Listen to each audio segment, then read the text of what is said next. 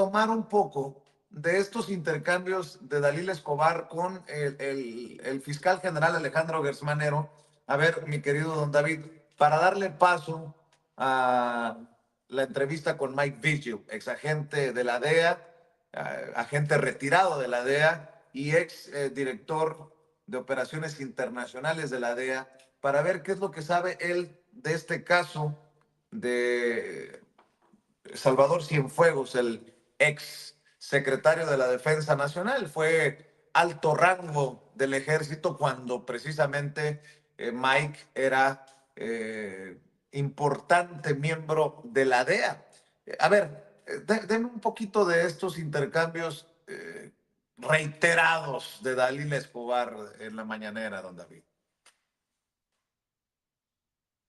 Pero tampoco una declaración oficial, por decirlo de alguna manera, o concreta en torno a que en efecto hubieran considerado que se retiraban los cargos porque eran falsos o, como decía el expresidente López Obrador, eran cuestiones fabricadas. O sea, hubo una comunicación formalmente en la que dijeran, pues sí, nos desistimos porque en efecto no hubo pruebas. A ver, compañera, por favor, cuando uno notifica oficialmente a una persona moral, y en este caso a un Estado, que la denuncia que presentó no cuenta con ninguna prueba y se le da la oportunidad de presentar las pruebas, no tiene por qué hacer determinaciones o juicios aparte de sí o no aceptó que ese no ejercicio era jurídicamente válido. Lo aceptó.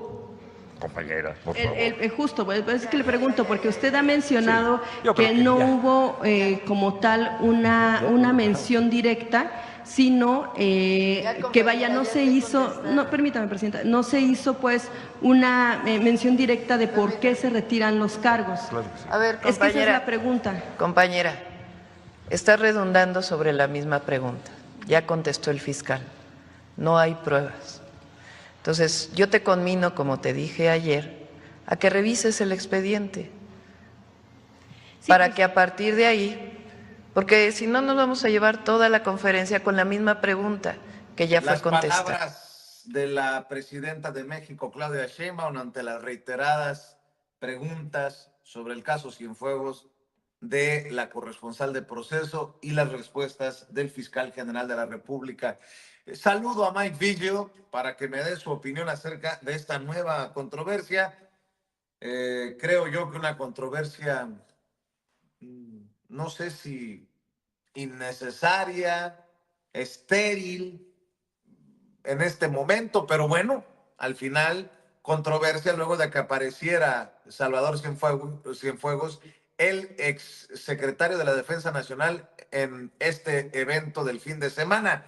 Mike Vigil, gracias por tomarnos esta comunicación. ¿Cómo estás, Mike? Muchas gracias, Vicente. Siempre la orden aquí, disfrutando de buen clima, finalmente.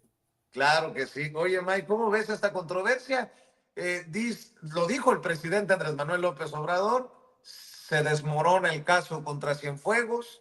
Las autoridades de Estados Unidos enviaron las presuntas pruebas, no había para más, de acuerdo a lo que dice el fiscal general de la República. Fue el gobierno de Estados Unidos el que solicitó a un juez que se desestimara el caso, no fue el gobierno de México.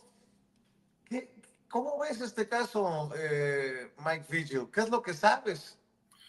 Mira, Vicente, te lo voy a poner en esta manera. Que la DEA comenzó a investigar un grupo que se llama H2. H2 eran un grupo que estaba encabezado por Juan Francisco Patrón Sánchez, que lo llamaban H2. ¿Por qué? Porque él estaba trabajando con los Beltrán Leivas, pero en 2008 fue detenido Alfredo Beltrán Leiva, el Mochomo. El año siguiente, en 2019, abatieron a Arturo Beltrán Leiva, el líder de los Beltrán Leivas, y luego quedó Héctor Beltrán Leiva, que le decían Don H. Y él fue capturado en San Miguel de Allende. Y entonces se fragmentó el cartel de los Beltrán Leivas. Entonces, patrón Sánchez, H2, tomó control de un grupo y ellos se llamaban H2, el cartel de H2. Y ellos estaban hablando y la DEA estaba interceptando llamadas telefónicas, no en México, aquí en los Estados Unidos, donde miembros de ese cartel usando BlackBerry estaban comunicándose. Y siempre hablaban de una persona, el padrino, no usaban el nombre real. Entonces, ellos hablaban así que el padrino la DEA sabía perfectamente bien que se trataba de un oficial de alto rango. Y entonces pudieron enfocarse en Cienfuegos cuando interceptaron una comunicación diciendo, mira, el padrino está en la tele. Entonces ascendieron el tele y ¿quién estaba ahí? Sino Cienfuegos.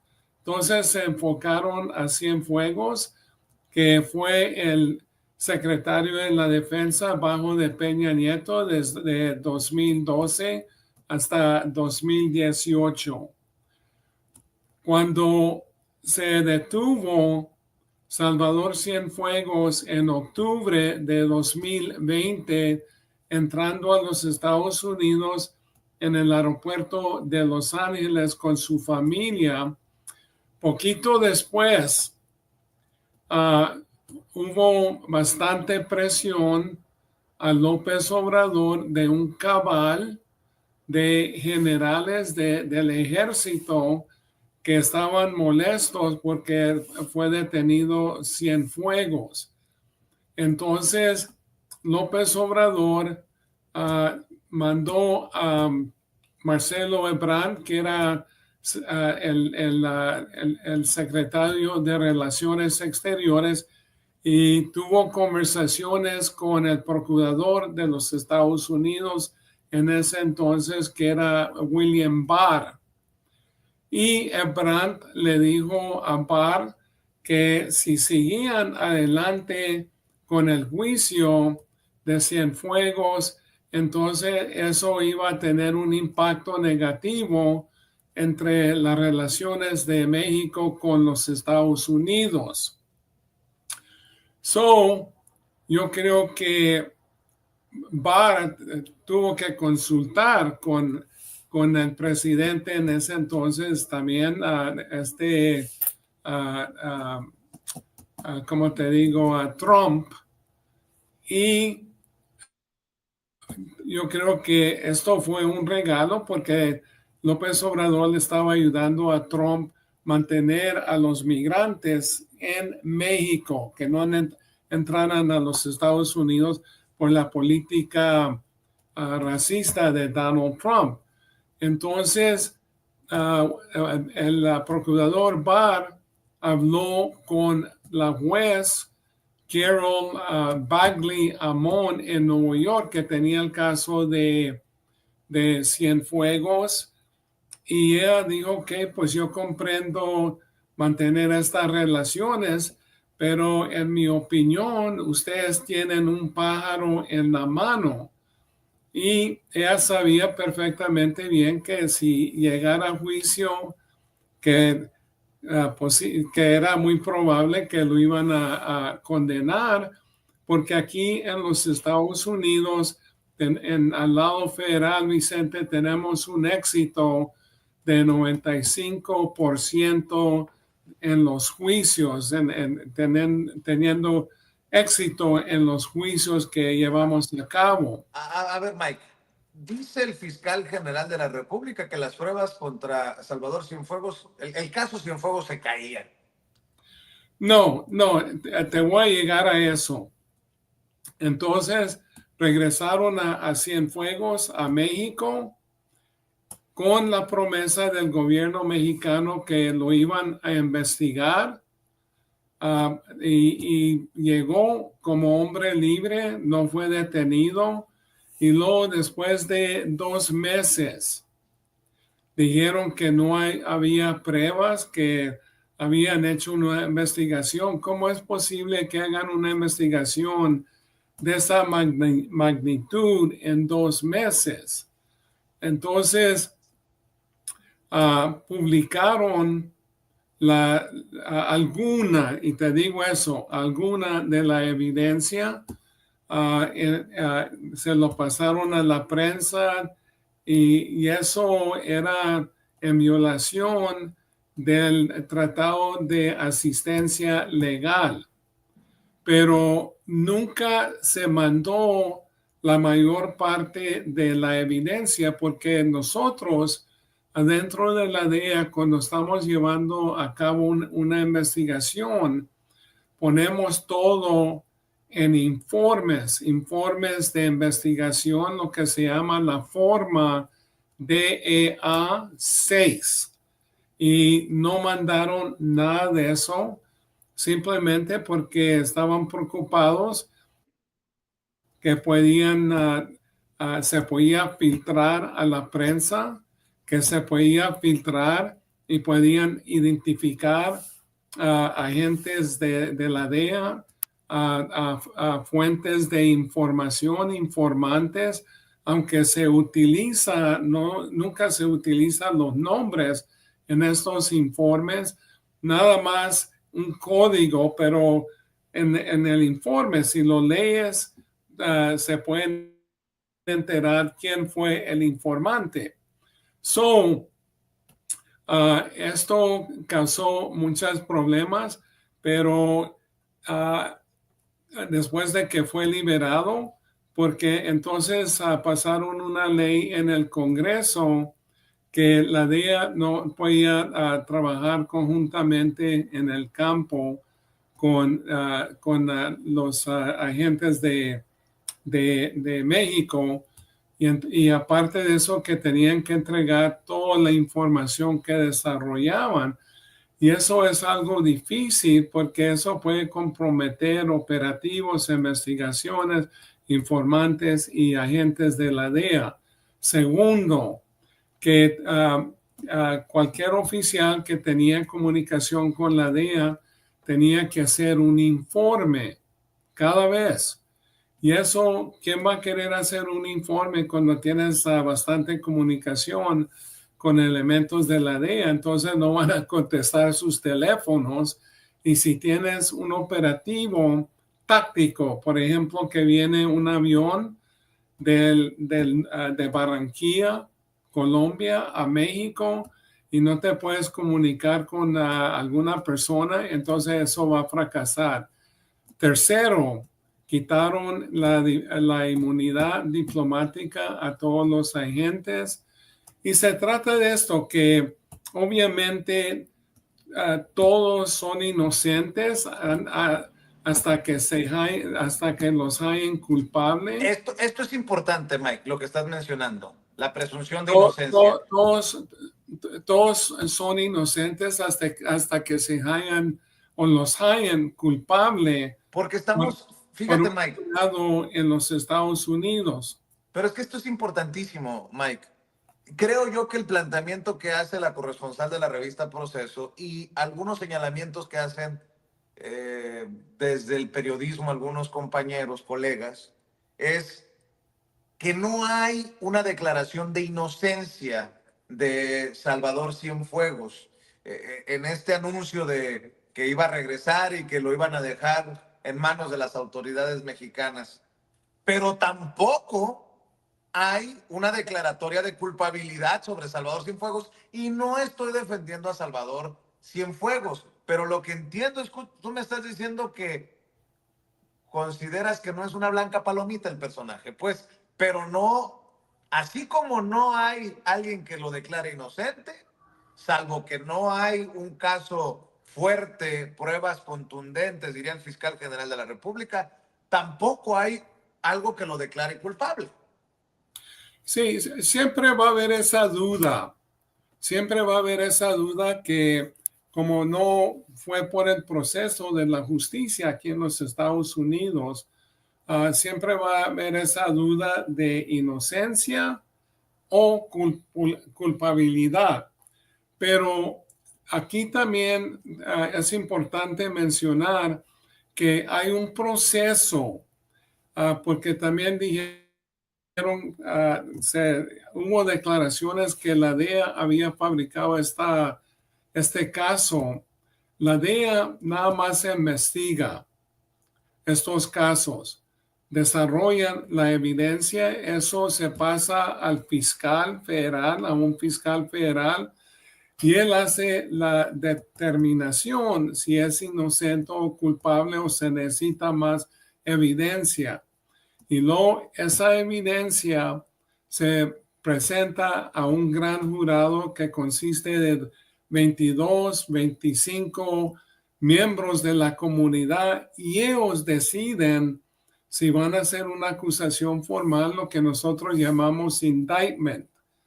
Y si ellos deciden, entonces ya con eso es acusado y luego de ahí obviamente tienen un juicio de 12 personas que van a decir si va a ser condenado o no. Pero como lo pones perfectamente bien, nunca se va a saber porque no se sometió a un juicio. Pero a ver, Mike, tú eres un personaje que se ha desvivido en elogios por Claudia Sheinbaum. Tú has reconocido también la labor en algunas cosas del expresidente Andrés Manuel López Obrador. Pero lo que tú planteas es que de alguna manera se metió la mano para proteger a Cienfuegos. Bueno, es que, como te digo, que López Obrador no tenía ningún problema que llegara a juicio a Cienfuegos, pero yo creo que él recibió mucha presión de los militares, porque inicialmente no hizo ningún comentario López Obrador, pero ya cuando recibió presión de los militares, entonces ya con eso coordinó con Marcelo Ebrard para que hablara con el procurador de los Estados Unidos.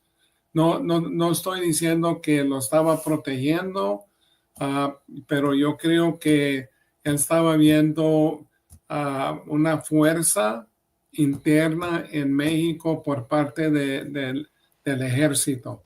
Bueno, a ver, Mike, para cerrar, y esta sí viene con... ¿Te acuerdas de Fernando Valenzuela cómo tiraba el screwball? Este planteamiento sí va con curva. A ver qué te parece, a ver qué respondes, qué reflexionas. Hoy el secretario de Seguridad Federal, Omar García Harfuch, aseguró que uno de los miembros del cártel de los Chapitos, esta fracción del cártel de Sinaloa, que fue detenido en las últimas horas, podría ser el piloto que llevó secuestrado a Ismael Zambada el mayo a Estados Unidos.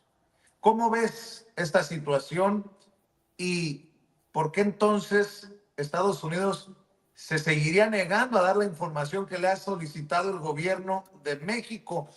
Hablando de esta relación que tú dices de alguna manera sirvió para que regresara Cienfuegos a México, ¿no le resultaría más fácil a Estados Unidos decirle a México que esta fue una operación piloteada directamente por el hijo del Chapo Guzmán?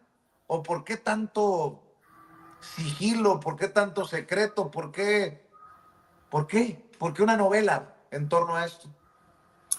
Sí, no sé por qué no le han pasado alguna información a México, pero como dijo el embajador de los Estados Unidos, Ken Salazar, no hubo participación de los Estados Unidos en el secuestro de Mayo Zambada.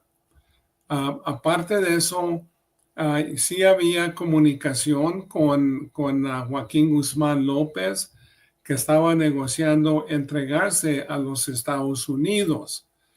Y también participaba Ovidio Guzmán, el hermano de Joaquín Guzmán López, en los Estados Unidos para un beneficio para los dos. Entonces yo creo que al último momento se presentó esta oportunidad de capturar a Mayo Zambada. Yo desconozco el nombre del piloto, si era mexicano, que yo creo que sí era, pero yo creo que no han dado ese nombre para que no se vaya filtrando a medios de comunicación y ponerlo en peligro.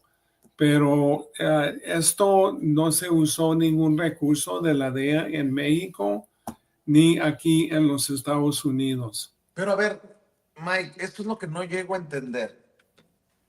¿Por qué creeríamos, y no te estoy de alguna manera poniendo en tela de juicio a ti, sino esta versión de que se cooperó entre México y Estados Unidos para regresar a Cienfuegos, pero no se coopera con México para definir qué pasó con el Mayo Zambada?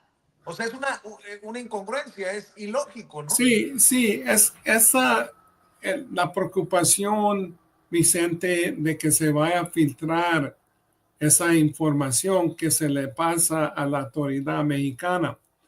Te voy a hablar de un caso. Yo cuando estaba comisionado en la Ciudad de México, se comunicó el gobierno, las autoridades del gobierno suizo conmigo y me comentaron que una mujer y un hombre estaban en un banco suizo tratando de sacar millones de dólares de una cuenta bancaria. Y se identificaron como la esposa de Raúl Salinas de Gortari y su cuñado de Raúl Salinas de Gortari. Y tenían un pasaporte con la foto de Raúl Salinas de Gortari, pero bajo de otro nombre, y se me hace que el apellido que estaba usando o usó en el pasaporte era González. Entonces, esa investigación se llevó a cabo. Yo comencé a coordinar con la PGR y yo estaba en casa, eran como las 10 de la noche y me llamaron de la Procuraduría que necesitaban la información que tenía la DEA contra de Raúl Salinas y esa cuenta bancaria.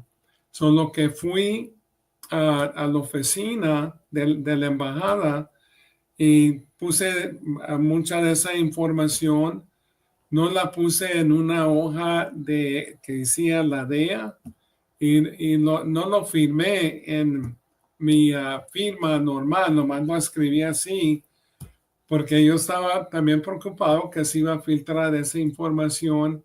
Se la llevé a la Procuraduría y luego unas cuantas semanas después salió en todos los periódicos de México. A ver, Mike, esto yo no lo sabía de ti. Me estás diciendo que a ti personalmente te avisaron del caso Raúl Salinas y el intento de sacar la lana en Suiza y que tú fuiste el que alertó a las autoridades. Sí, totalmente. A ver, esto ya se había dado a conocer, Mike, porque yo no lo recuerdo como tal. Sí, yo fui el que coordiné todo eso con Suiza y luego también con la PGR. No, pues seguro no estás en la lista de favoritos de el hermano incómodo Raúl Salinas de Gortari y de todos estos corruptos, Mike Figgio. No, yo he estado en muchas cosas, Vicente, muchas cosas. ¿Y qué pasó después? Se da a conocer a la prensa y se da a conocer el documento que tú enviaste. Sí, salió en la prensa. Salió en la prensa. Y si me acuerdo bien, fue detenido Raúl Salinas, estuvo encarcelado y luego después salió y ya no sé en dónde está, si todavía está en México. Yo sé que Raúl Salinas se fue a Irlanda, pero tampoco ya no sé, perdí. Carlos era el que estaba en Irlanda. Raúl Salinas cuando regresó andaba en una camioneta BMW de esas grandes, lo recuerdo perfecto, o un auto muy lujoso BMW.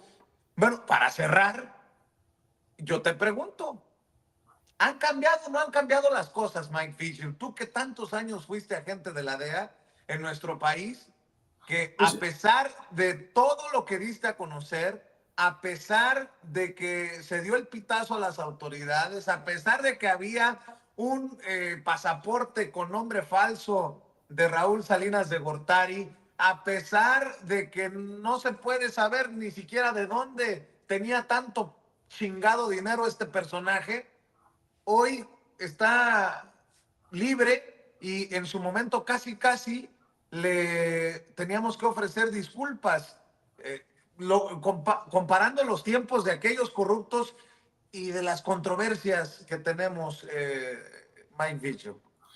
Mira, yo tengo mucha confianza en Claudia Sheinbaum. Es una persona decente, es moral y como siempre he dicho, es supremamente inteligente. Ella nunca se va a dejar llevar por la corrupción. Yo sé que es una persona que odia a oficiales corruptos. Nunca salió nada de la presidenta Sheinbaum cuando fue gobernante de la Ciudad de México y yo creo que ahora está enfocada, es una mujer valiente que no se deja llevar por la intimidación del criminal Donald Trump. Es una mujer firme, fuerte y espero mucho de ella para que México siga avanzando. Mike Vigil, tú sabes que aprecio mucho que hables con nosotros sin censura. Habrá cosas con las que la audiencia, incluso tu servidor, pueda no estar de acuerdo, pero aquí lo importante es que hablemos con libertad y creo que eso también lo aprecias tú y espero que sigamos en este intercambio que nos ha llevado incluso a Raúl Salinas de Gortari. Por cierto, habría que rascarle al supuesto préstamo de Raúl Salinas de Gortari de varios millones de dólares a Ricardo Salinas Pliego, porque en una entrevista Raúl Salinas destapó que le había prestado dinero al magnate, que nos quiere mucho, por cierto, claro que nos odia con odio jarocho, y que nunca se le pagó, o ya le pagaría a Ricardo Salinas, bueno, así como es de mala paga, si no le paga a los mexicanos y a mexicanas lo que debe en cuestiones fiscales, ya me imagino que le ha de andar pagando a Raúl Salinas de Gortari. Te agradezco mucho, Mike. ¿Algo más con lo que te quieras despedir? Sí, saludos al pueblo mexicano. Quiero mucho a México y te felicito de nuevo, Vicente, por todo lo que haces para el pueblo mexicano, informándoles y que ellos tengan conocimiento de muchas cosas que suceden, no nomás en México, pero al exterior, incluyendo los Estados Unidos, porque aquí también tenemos bastante corrupción, no somos un país limpio, especialmente ahora que tenemos a un criminal en la Casa Blanca que va a tener consecuencias así con fuerte golpe. Te agradezco mucho, Mike. Estamos al pendiente.